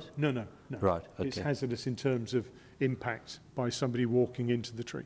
Right, okay. Chair, if I may. I want to ask, you outlined some of the proposed works that are being considered. In your view, would that sort of work be considered unacceptable, or would you not be able to comment on that? No, I'd be more than happy to agree the works. Obviously, I think certainly because of the overhang to the neighbour's garden, which would avoid that potential for harm to people moving underneath the tree, including the neighbour's son. And last question, Chair, if I may. Is that the only tree in that residential street, or is there any others? No, there are other trees on the boundaries of properties opposite, but that is the only tree that is subject of this report. Okay, thank you. Just a bit of context. Thanks. Thank you. Councillor Bisbee. Thank you, Chair, and through you. The property, I believe, is rented. Is that correct? Sorry? The property is actually rented where the tree is. Is that correct? I'm not sure of the nature of the occupancy, but I believe that they're part owned with the housing association.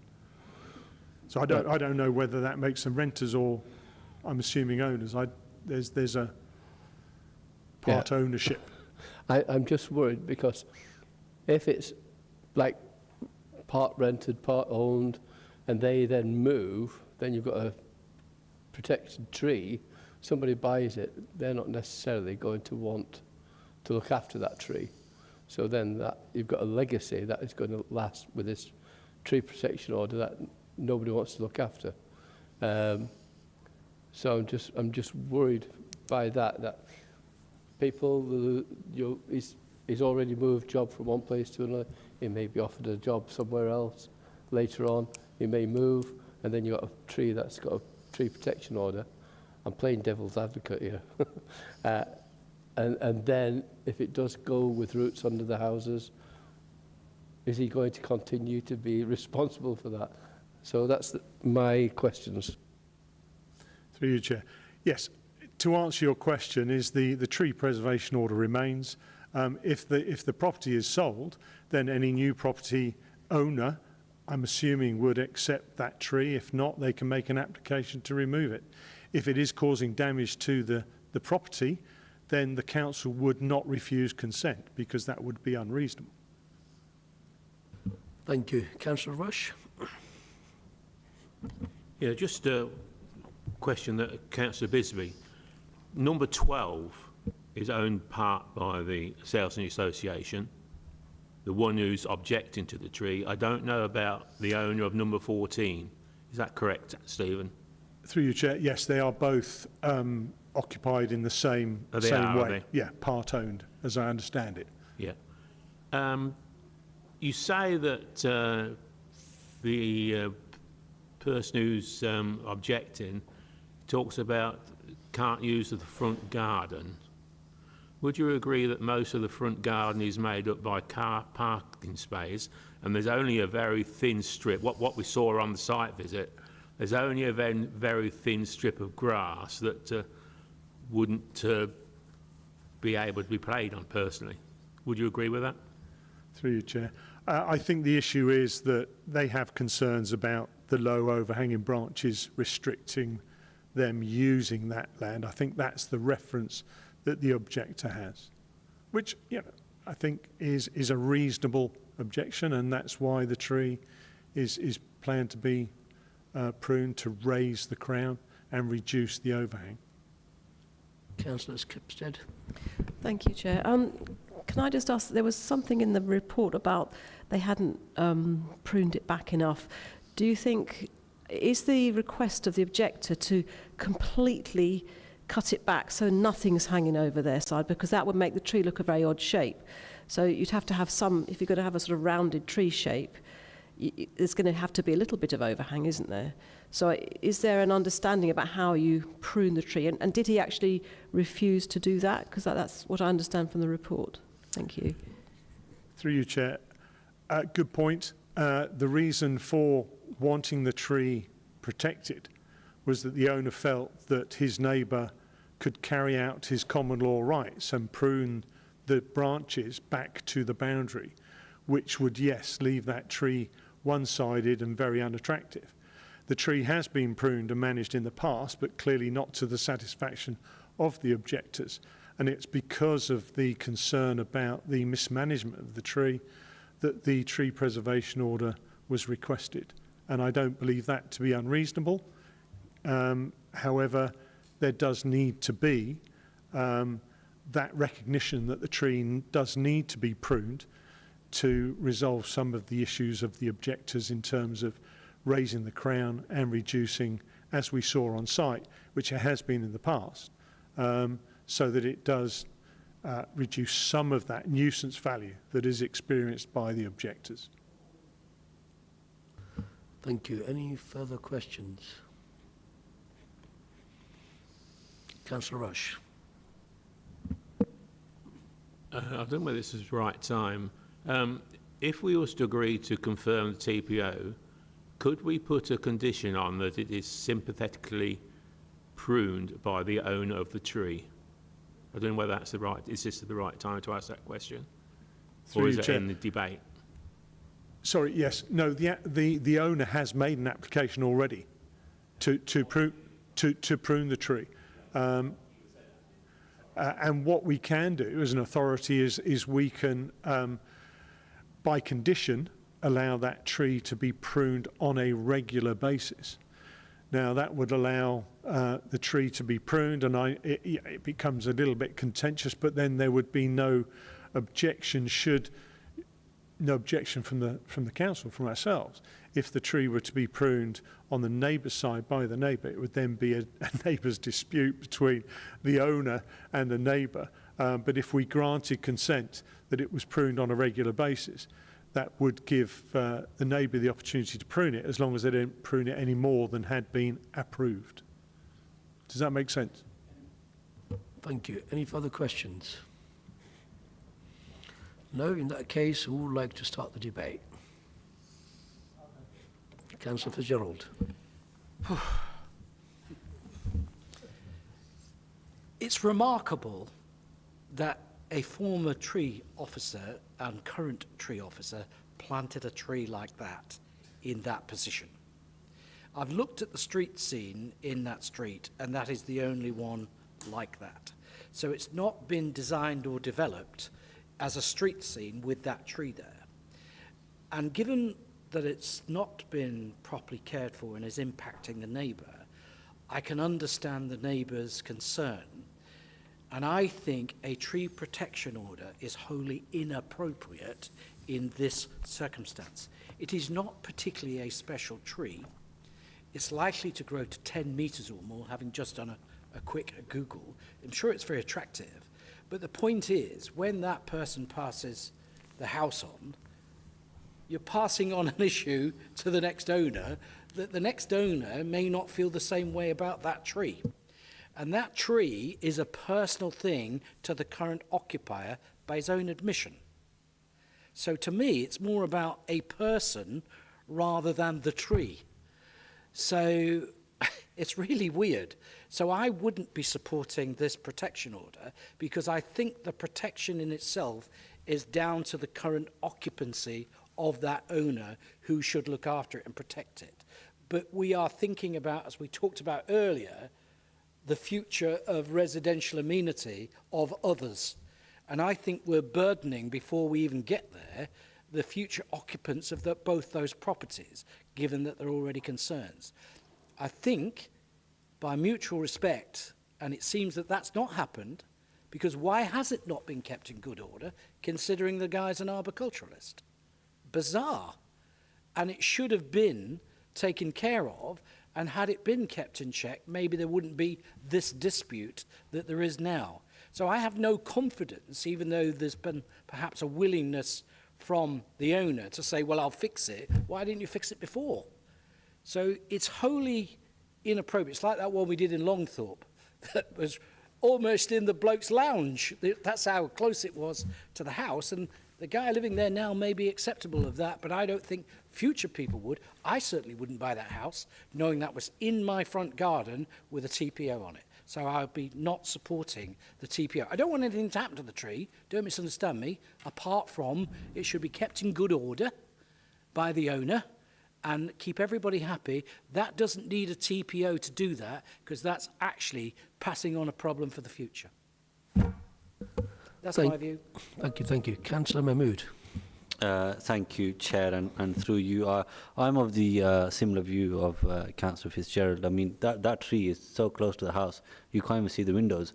And to me, it also feels like a very, it's not a wider sort of community issue for that. You know, you can't see it from a sort of, yeah, it's not, so yeah, I mean, I won't be supporting the confirmation of this TPO.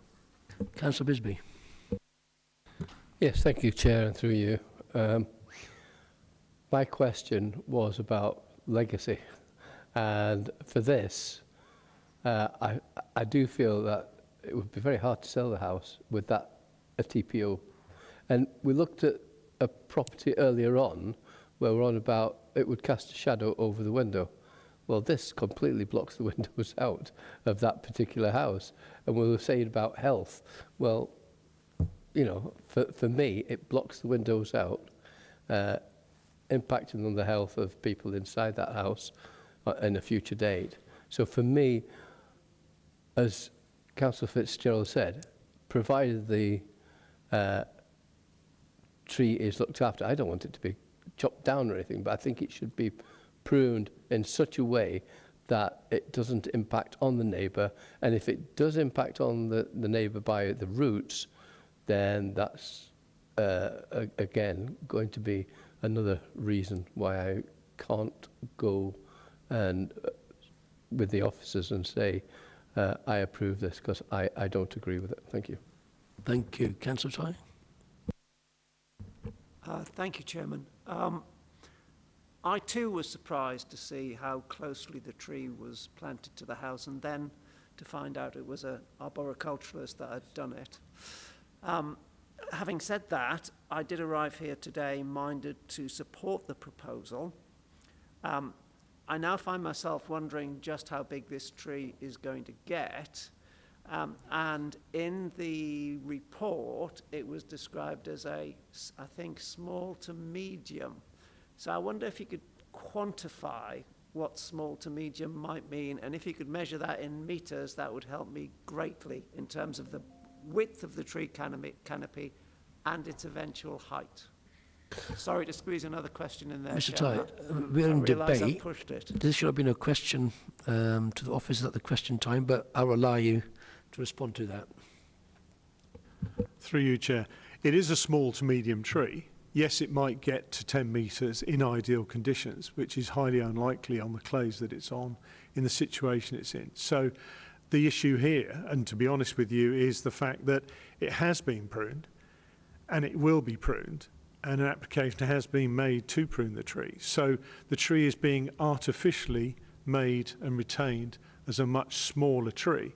Now, moving forward, if the property is sold, it may or may not be.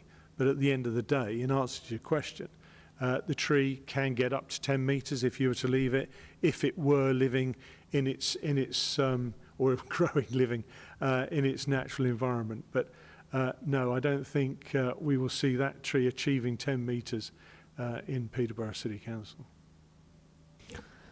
Thank you, Mr. Ty. Would you like to contribute to the debate, or are you done? I'm done, thank you, Chairman. Thank you. Councillor Skripstead.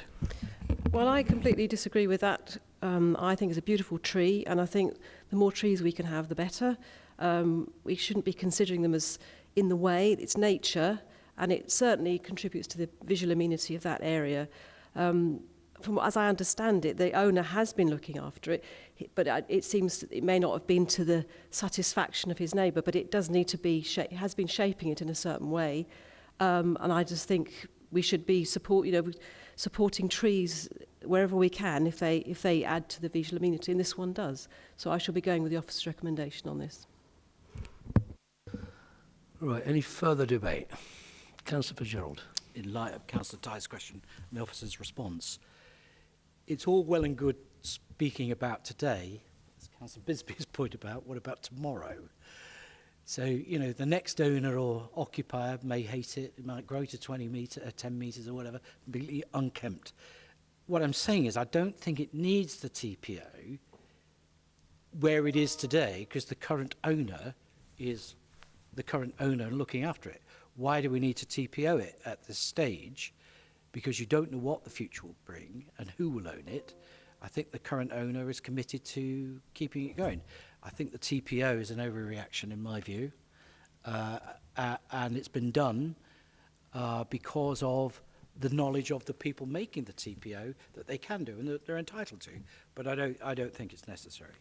And again, Councillor Skipstead's right. We're all for trees. Trees in the right place, trees that are looked after, but trees that aren't become a problem for the people who don't want them.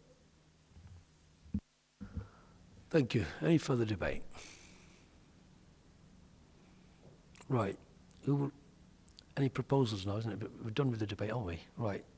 Can I have a proposal, please? Councillor Mahmood. Thank you, Chair, and through you. I propose that this committee does not approve this TPO. Thank you. It does or doesn't? Does not. Oh, sorry.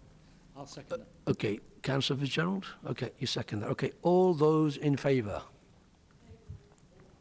Going against officer's recommendation?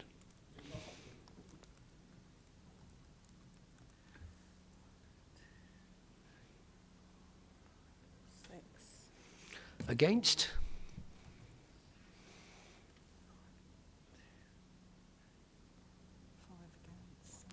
Any abstentions? I know that. I need to ask that question, don't I? Can we have the result, please? Councillor Mahmood, you didn't give a reason why you're going against the officer's recommendation. Oh, I didn't realise. Yeah, Oh, I didn't feel you? that the TPO in this current location is highly inappropriate. Thank you. Thank you. Are you happy with that? No? Okay. We don't need to vote again, do we? No, just needed the reasons. So that is to go against officer's recommendation, and that will be not to confirm the TPO, 6 for and 5 against. So that's carried. It's carried. Thank you very much. Okay, item number 6, local list additions. The report can be found on page 49. Please can I ask Daniel Wardley to introduce the item?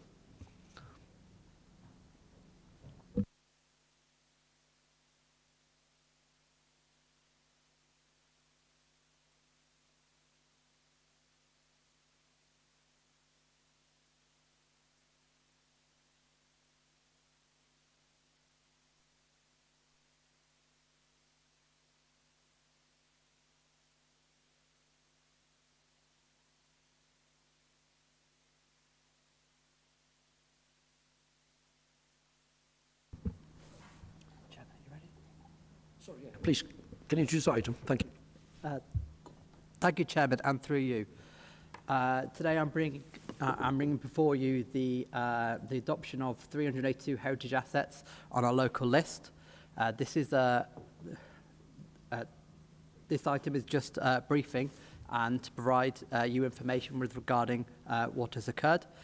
The 382 assets were adopted under general authorisation in the Constitution under 2.5.6.3 by Adrian Chapman on the 3rd of September.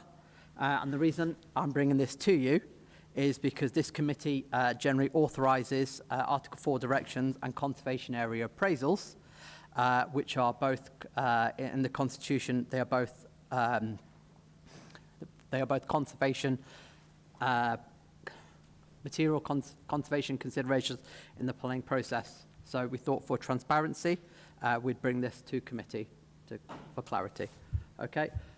This briefing today, what we're going to cover, I'll do a quick overview of the local list project, followed by the project design.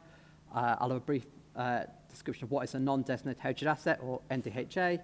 I'll talk about the local list, then planning considerations, and then after that, any questions you may have.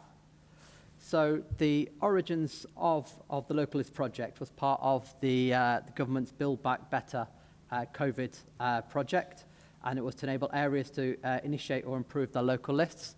In Peterborough, we had a local list that was first created in 2010 by the help of the Civic Society. So for us, it was to improve and expand our local list. Peterborough was one of 22 areas that was provided funding, and we were, as it goes on, we were the smallest district to receive funding. Most districts were on county areas, such as Cambridgeshire, who also receive a bid. The only other district similar to us to receive grant funding would have been Milton Keynes. And to reflect that, part of the bid is we only received £38,000 of the possible £72,000 to complete the bid. And as you see, at the bottom of the 3 pictures are three heritage assets which have gone on our list. The one on the left is in Barnack, and that's a medieval cross that someone has built into their garage. Then in the middle we have Holywell, which is the cathedral fish ponds from the 12th century. And then on the right we have the memorial from Autumn Waterville. Longville. So I'm going to give the project design, and one of the reasons I'm going to go through this is to give you an idea of how we generally kind of structure our projects. And it's not necessarily just the local list. To an extent, it'll be other kind of heritage considerations as well. So as part of a bid, we built an in-house nomination system based on our internal GIS. Now, you may have actually seen this system reused because it was used for the nomination of trees to be planted in different areas. And it has been considered for other projects as well, and it probably will be used kind of going forward. So the first thing we did is we had a full public consultation asking members of the public and relevant stakeholders to nominate heritage assets for the local list. We then convened a local list panel, which was staffed by officers and members of the civic society, who sifted through all nominations to propose any of those think were worthy for full consultation. Before they did go to external consultation, we got a consultant to write all the list descriptions for each of the 399 proposed assets. Obviously, there's 399 proposed, but obviously we only adopted 382 for that reason. Sorry, councillors. Then we had a full consultation with all stakeholders, so parish councils, Historic England, and amenity societies.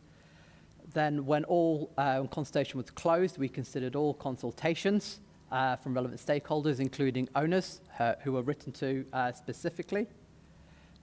We then considered the consultation responses, and then we provided those who had submitted objections an opportunity to provide more information on their objection.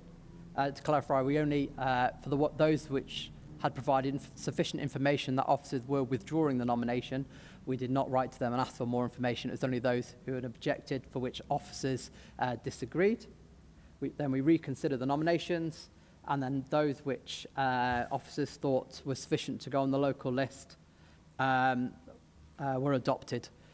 It's worth noting in this instance that PCC went over and above the requirements set forward in this instance by Historic England. Historic England don't require any consultation with members of the public or stakeholders. This is because the adoption of a local list is about being sufficient, having sufficient significance. But PCC thought we should go to owners about the adoption of their assets, and we will do going forward. So, what is a non-designated heritage asset? I know people generally consider that, something on the local list, it's a building, but that's not quite accurate. A non-designated heritage asset is really anything in the historic environment. As you look from the official definition, it can be a building, monument, site, area, or landscape having a degree of significance. And it's worth kind of noting that in the definition, it includes both designated and non-designated heritage assets. So that's why we're bringing the local list forward today. Now, if you look at those, we have the sheep wash, I don't know if you know them, but the one on the left is the sheep wash from Bainton. The one in the middle is one of the statues in the cuts at Longthorpe Rowing Lakes. And one on the right is a mile marker, which actually is now in part of the Civic Society's mile marker listing it's doing.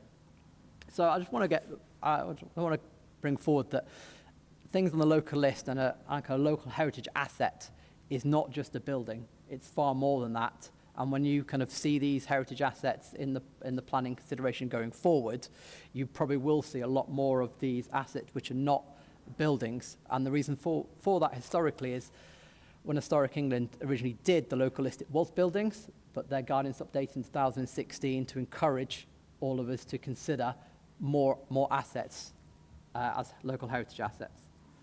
So I'll talk about an NDHA. So what is the local list? Well, the local list is basically our list of things we consider to be NDHAs of a significant and to be of significant enough to be a material consideration in the planning balance. Now, this is not a non-exhaustive list because these are the ones which we have identified, but there are many ways to identify NDHAs equivalent to local list. Those of you who represent the villages will notice in their neighbourhood plans they will also identify heritage asset to local list. And for clarity, if it's identified in a neighbourhood plan as a local asset, we will place it on the list automatically as per the NPPG. That's deviation. And also, you might notice that all this list, we try and be exhaustive if possible. They can also be identified through the planning process. So, for instance, if someone puts a planning application in for a house and we go, oh, we haven't seen this before, we would assess it and we would consider it against our criteria and on the local list. And if it's sufficient and we've stated it is in the planning process, again, we would place it on the local list without the consultation with the owner due to the planning policy guidance stating we should, if we've declared it as such as part of our considerations. So the local list is the encompassing list of all the assets we have identified so far, which we will be taking as a material consideration in the planning process. Now, I'll talk about the material consideration in the planning process because the MPPF requires us to, and so does LP19 in a local plan.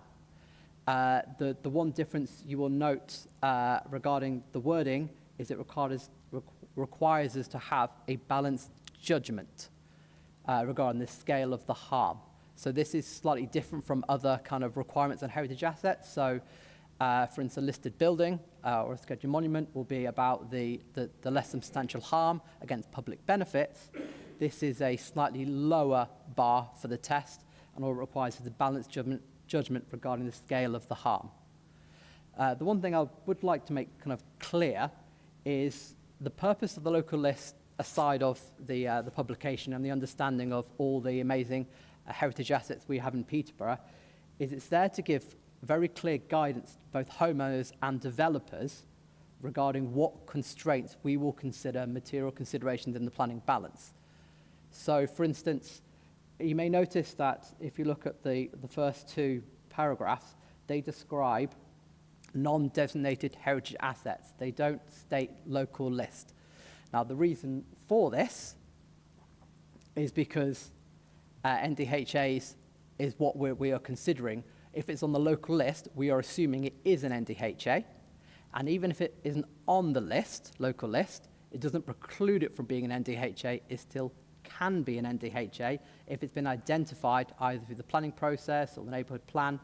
But this list is to give the clarity as far as possible to homeowners and developers regarding what material considerations we will undertake. Okay. Are you done? Yeah, any questions? Unless you want to know what these are. But Okay. So you've completed your presentation, yeah? Yeah, thank you. Members, any questions? No? Okay. In that case, if there are no hands, then we could probably ask members that they agree with the recommendation. That committee notes the adoption of 382 additional heritage assets on the Peterborough local list of heritage assets under delegated authority, notes the completion of the grant-funded project to review and expand Peterborough's local list. So are we in agreement on that? Yeah, agreed? Yeah, agree, yeah. Thank you. In that case, now it brings the meeting to a close. Thank you very much for everyone.